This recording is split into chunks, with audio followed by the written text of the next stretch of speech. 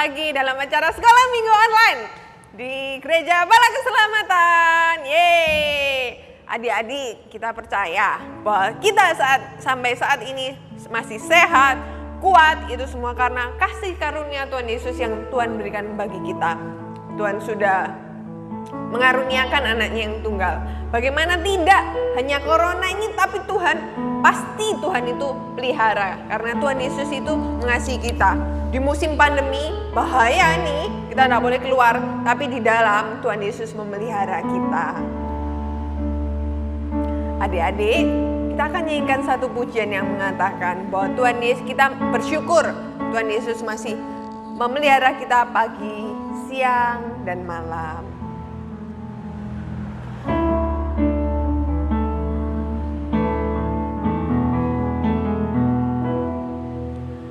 Bapakku datang padamu, naikkan ucapan syukur atas kasih anugerah-Mu yang indah setiap hari. Pagi hari, siang hari, sore dan malam hari, tak hentinya mengucap syukur atas kebaikan-Mu. Bapakku datang padamu, naikkan ucapan syukur atas kasih anugerah-Mu yang indah setiap pagi. Pagi hari, siang hari, sore dan malam hari, tak hentinya mengucap syukur atas kebaikan-Mu. Pagi hari, siang hari, sore dan malam hari. Katakan semua. Mengucap atas kebaikan-Mu. Kita semua satu di dalam doa. Kita mau lipat tangan, kita mau berdoa. Tuhan Yesus, Allah Bapa kami yang ada di dalam surga, terima kasih Tuhan atas penyertaan Tuhan yang luar biasa bagi kami. Pagi, siang, sore, dimanapun kami berada, Tuhan Yesus sertai kami. Kami online saat ini, Tuhan Yesus hadir di tengah-tengah kami. Terima kasih Tuhan, terima kasih atas kasih Tuhan. Sebentar kami akan melangsungkan ibadah sekolah minggu. Tuhan, kami siap untuk memuji dan memuliakan nama Tuhan. Ampuni atas segala dosa dan kesalahan kami, hanya di dalam nama Tuhan Yesus Kristus, Juru Selamat dan Penebus dosa kami. Haleluya, amin. Yeay, amin. Tuhan Yesus adalah Tuhan yang baik. Dan Tuhan Yesus sudah menebus dosa kita. Tuhan Yesus mengasihi kita. Kita harus ceritakan pada orang lain. Kita mau nyanyikan stop, ku mau katakan.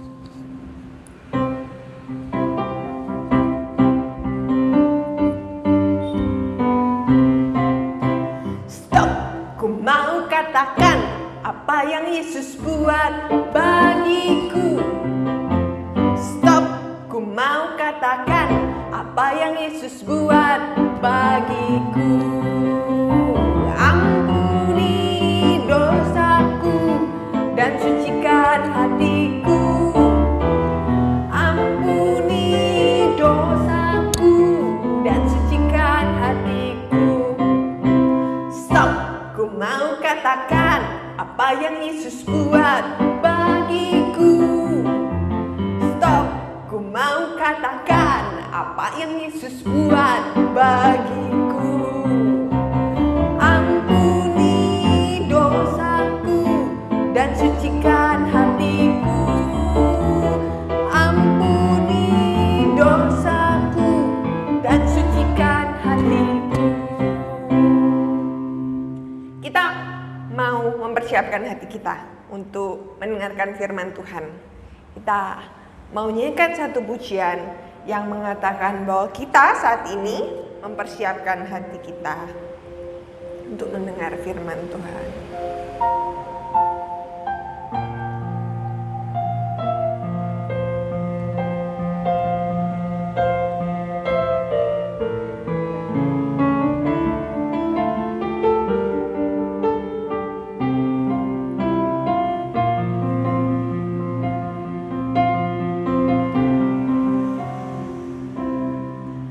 Siapkan hatiku Tuhan untuk dengar firman-Mu saat ini. Ku sujud menyembah-Mu Tuhan, masuk hadirat-Mu saat ini.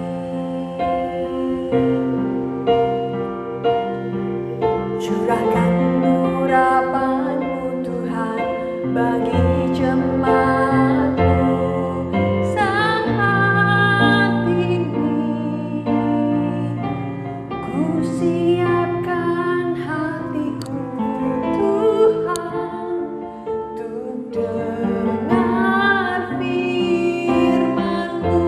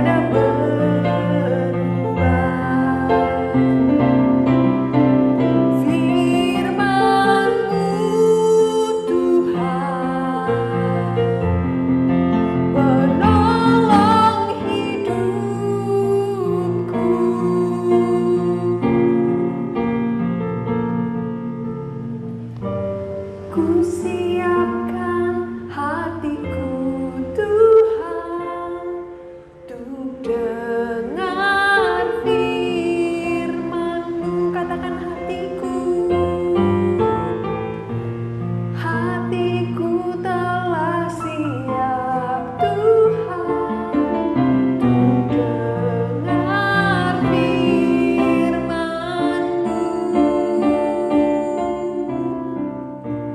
Hatiku telah siap Tuhan untuk dengar firman-Mu. Kita mau satu dalam doa.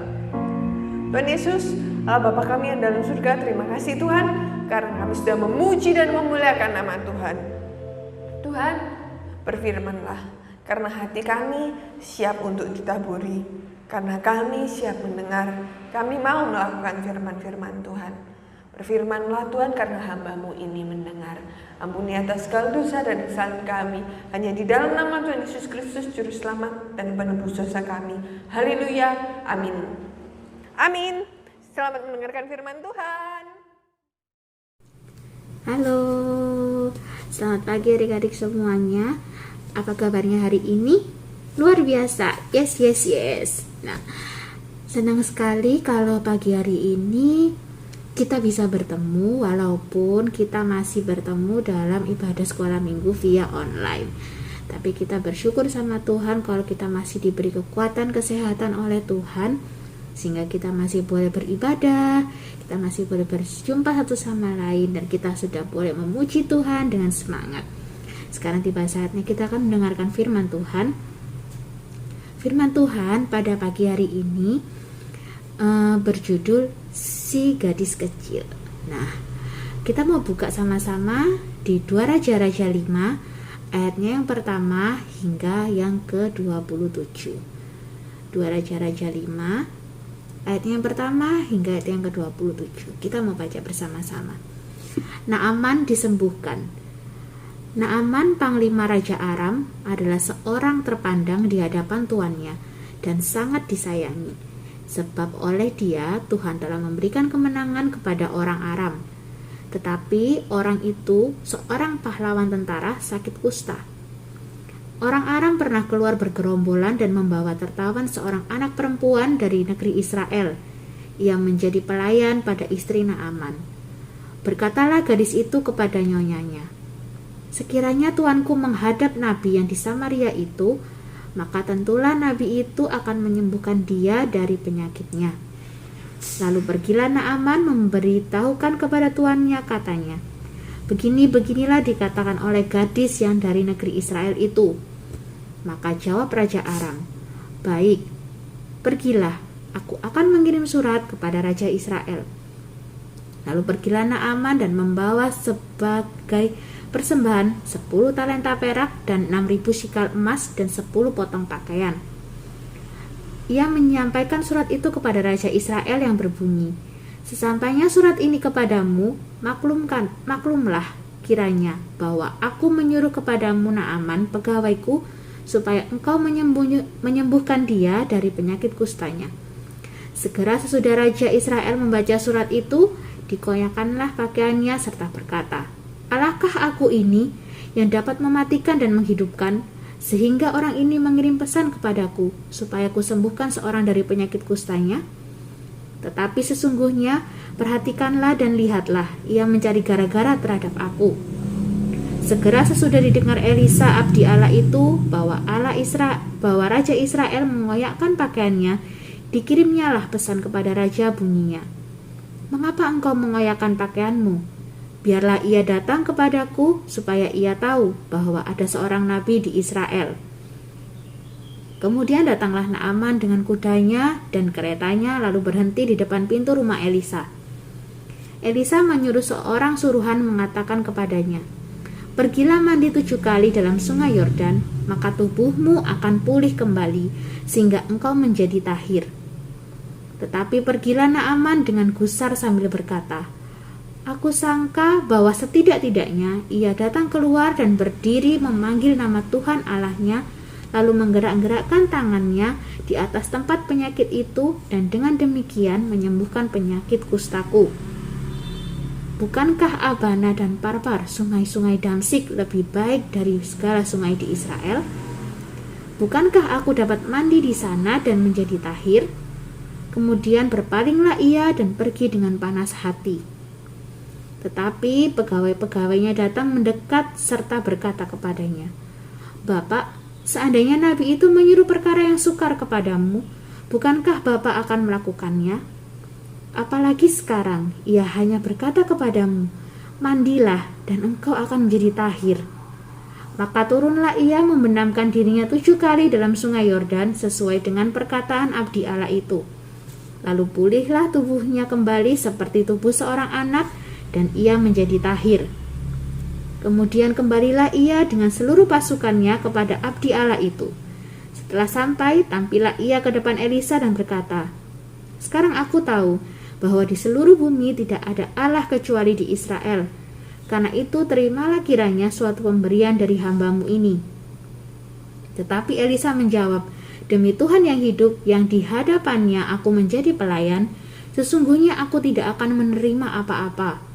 Dan walaupun Naaman mendesaknya supaya menerima sesuatu, ia tetap menolak.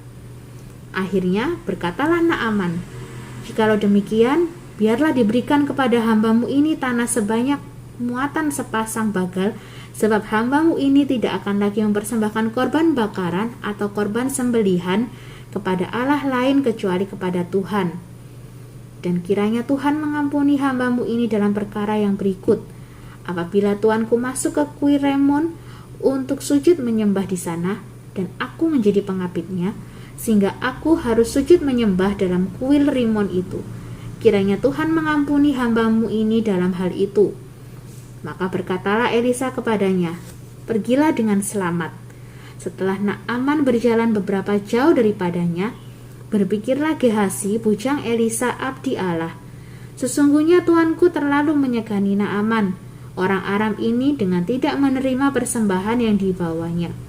Demi Tuhan yang hidup, sesungguhnya aku akan berlari mengejar dia dan akan menerima sesuatu daripadanya." Lalu Gehasi mengejar Naaman dari belakang. Ketika Naaman melihat ada orang berlari-lari mengejarnya, turunlah ia dengan segera dari atas kereta untuk mendapatkan dia dan berkata, "Selamat." Jawabnya, "Selamat, tuanku Elisa menyuruh aku mengatakan, baru saja datang kepadaku 2 orang muda dari pegunungan Efraim, dari antara rombongan nabi. Baiklah, berikan kepada mereka setalenta perak dan 2 potong pakaian." Naaman berkata, "Silahkan ambillah 2 talenta." Naaman mendesak dia dan membungkus 2 talenta perak dalam 2 pundi-pundi dan 2 potong pakaian. Lalu memberikannya kepada 2 bujangnya. Mereka ini mengangkut semuanya di depan Gehasi. Setelah mereka sampai di bukit, disambutnya lah dari tangan mereka, disimpannya di rumah, dan disuruhnya kedua orang itu pergi. Maka pergilah mereka. Baru saja Gehasi masuk tampil ke depan tuannya, dan berkatalah Elisa kepadanya, "Dari mana Gehasi?" Jawabnya, "Hamba-Mu tidak pergi kemana-mana." Tetapi kata Elisa kepadanya, "Bukankah hatiku ikut pergi ketika orang itu turun dari atas keretanya mendapatkan engkau? Maka sekarang engkau telah menerima perak, dan dengan itu dapat memperoleh kebun-kebun, kebun zaitun, kebun anggur, kambing domba, lembu sapi, budak laki-laki, dan budak perempuan. Tetapi penyakit kusta Naaman akan melekat kepadamu dan kepada anak cucumu untuk selama-lamanya." Maka keluarlah Gehasi dari depannya dengan kena kusta putih seperti salju. Nah, adik-adik, tadi kita sudah dengar pembacaan firman Tuhan tentang Naaman yang disembuhkan. Di situ ada satu tokoh yang akan kita pelajari pada pagi hari ini, yaitu seorang gadis kecil. Seorang gadis kecil yang sekalipun dia kecil, tetapi dia bisa berguna bagi orang lain. Nah, kalau tadi kita lihat di dalam pembacaan tadi, Naaman itu adalah seorang panglima Raja Aram yang terkena penyakit kusta. Panglima ini sangat dicintai oleh tuannya. Lalu suatu ketika Naaman lagi sakit penyakit kusta, dia tidak berbuat apa-apa, dia hanya diam dalam rumah. Nah, di dalam rumah Naaman tinggallah seorang gadis kecil dari negeri Israel. Dia melihat tuannya sakit, dia merasa iba, aduh kasihan ya tuanku ini, dia gak bisa kemana-mana karena penyakit kustanya yang diderita cukup lama. Nah, kemudian karena iba, gadis kecil ini ingat, oh iya, aku kenal seorang nabi di Israel, mungkin saja nabi itu bisa menyembuhkan penyakit kusta Naaman. Kemudian gadis kecil ini tidak berpikir lama, dia langsung menemui istri Naaman dan berkata, "Ibu, ada seorang nabi di Samaria itu bisa menyembuhkan penyakit kusta. Bapak, coba aja Bapak ke sana. Pasti nabi itu akan membantu Bapak untuk sembuh dari kustanya." Nah, mendengar kalau kita lagi sakit terus kita diberitahu, oh di situ ada dokter, wah pasti kita senang banget kan. Kita udah sakit lama, kita udah berobat kesana kemari belum sembuh, tiba-tiba ada orang yang menyarankan itu, kita langsung senang ya. Sama juga dengan Naaman, ketika ia diberitahu oleh istrinya, Naaman bergegas menghadap Raja Aram. Dia meminta Raja Aram untuk mengirim surat kepada raja di Israel. Dan setelah Raja Aram memberikan surat kepada Raja Israel, pergilah Naaman. Dia membawa persembahan 10 talenta perak dan 6.000 sikal emas dan 10 potong pakaian. Nah, dia membawa surat itu bersama dengan persembahannya kepada Raja Israel. Sesampainya di Israel, Raja Israel kaget ya. Kok ada orang kasih surat seperti ini ke aku? Emang aku ini nabi bisa menyembuhkan orang? Emang aku ini siapa? Kok aku disuruh menyembuhkan orang? Aku ini cuma seorang raja biasa. Kalau kita baca tadi, dia sampai mengoyakkan pakaiannya. Dia merasa dia itu bukan Tuhan, dia bukan Allah yang bisa menyembuhkan penyakit seseorang. Nah, ketika didengar bahwa raja ini sampai mengoyakkan pakaiannya, Nabi Elisa mendengar ini. Nah, akhirnya Nabi Elisa mengirimkan surat kepada Raja Israel. Hei Raja, kenapa engkau muram? Mengapa engkau mengoyakkan pakaianmu? Suruhlah Naaman itu datang kepadaku. Aku akan menyembuhkan penyakitnya, dan supaya dia tahu bahwa ada nabi di Israel. Akhirnya Raja Israel ini menyuruh Naaman untuk pergi kepada Nabi Elisa. Wah, Naaman semangat sekali ya. Wah, sebentar lagi aku bakal disembuhkan nih, ya kan? Akhirnya Naaman pergi kepada Nabi Elisa. Dalam pikiran Naaman, wah, kalau aku ketemu sama seorang nabi, seorang tabib, seorang dokter, pasti kita akan diperiksa ya. Kita akan dilihat, oh mana yang sakit, gini kan. Lalu dia akan menumpangkan tangannya. Sama seperti Tuhan Yesus saat menjamah, dia menumpangkan tangannya. Atau kita menjamah jubah-jubahnya, maka kita akan sembuh. Tetapi apa yang didapat Naaman saat Naaman sampai di depan rumah Elisa? Yang menemui adalah bujang Elisa, suruhannya Elisa. Kamu beritahu kepada Naaman, suruhlah dia mandi 7 kali di sungai Yordan. Akhirnya bujang Elisa ini yang keluar dan dia menyampaikan kepada Naaman, kata tuanku Elisa, engkau harus mandi sebanyak 7 kali di sungai Yordan, maka engkau akan pulih kembali. Naaman bingung, loh kok yang nemuin bukan Nabi Elisa langsung sih? Kok yang nemuin malah bujangnya gitu kan? Kok dia nggak mengucapkan doa atas penyakitku? Kok aku nggak disuruh menjamah jubah-jubahnya, malah suruhannya yang menemui aku, dan aku disuruh mandi ke sungai Yordan. Kan banyak sungai-sungai di tempat lain yang lebih bagus, sungai-sungai di Damsyik, ya kan? Aku bisa mandi di sana dan aku akan jadi tahir, tapi kenapa aku harus di sungai Yordan? Naaman merasa kecewa karena dia tidak menemui Elisa, dan Elisa tidak menyentuh bagian tubuhnya untuk menyembuhkannya. Akhirnya Naaman pergi dengan kecewa, dia sedih sekali. Tetapi pegawai-pegawai Naaman bilang, tuanku, bukankah itu sesuatu hal yang mudah? Kalau tuanku cuma disuruh mandi aja di sungai Yordan dan tuanku akan sembuh, untuk apa tuanku bersungut-sungut? Lakukan aja, kan gak susah kan? Akhirnya Naaman berpikir, iya juga ya. Yaudah deh, kita pergi ke sungai Yordan dan kita mandi di sana. Akhirnya Naaman mengikuti apa yang dikatakan oleh bujang Elisa. Kemudian dia mandi di sungai Yordan sebanyak 7 kali. Dan apa yang terjadi pada Naaman? Semua kustanya hilang dan sembuh, dan tubuhnya menjadi tahir seperti seorang anak. Setelah itu Naaman tidak lupa berterima kasih ya kepada Nabi Elisa. Wah, ternyata benar nih apa yang dikatakan oleh Nabi Elisa. Sebaiknya aku berterima kasih dan memberikan persembahan sebagai ucapan terima kasihku. Nah, akhirnya Naaman pergi kepada Nabi Elisa. Dia pergi kembali, dia mau mempersembahkan ucapan terima kasihnya. Ini loh, aku bawain ucapan terima kasih karena Nabi Elisa sudah menyembuhkan aku dari penyakit kusta. Tetapi apa yang dilakukan oleh Elisa? Dia tidak mengambil apa yang dipersembahkan oleh Naaman, karena Nabi Elisa menjelaskan, bukan aku yang menyembuhkan engkau, tetapi itu kuasa Tuhan. Tuhan yang telah menyembuhkan engkau. Dan dari situ Naaman menyadari, dia menyadari akan dosa-dosanya selama ini. Mungkin dia berbakti selama ini kepada Allah-Allah lain selain kepada Tuhan. Dan dia menyadari bahwa tidak ada Allah kecuali Tuhan Yesus yang telah menjamah dia melalui perantaraan Nabi Elisa. Nah, dari kisah ini kita bisa melihat sosok gadis kecil ini ya. Mungkin kita sebagai anak-anak sekolah minggu, kita merasa diri kita, kita ini masih kecil, kita nggak bisa apa-apa. Nah, tetapi belajar dari cerita Naaman ini, bahwa seorang anak kecil pun bisa dipakai Tuhan untuk melakukan sesuatu perbuatan yang besar.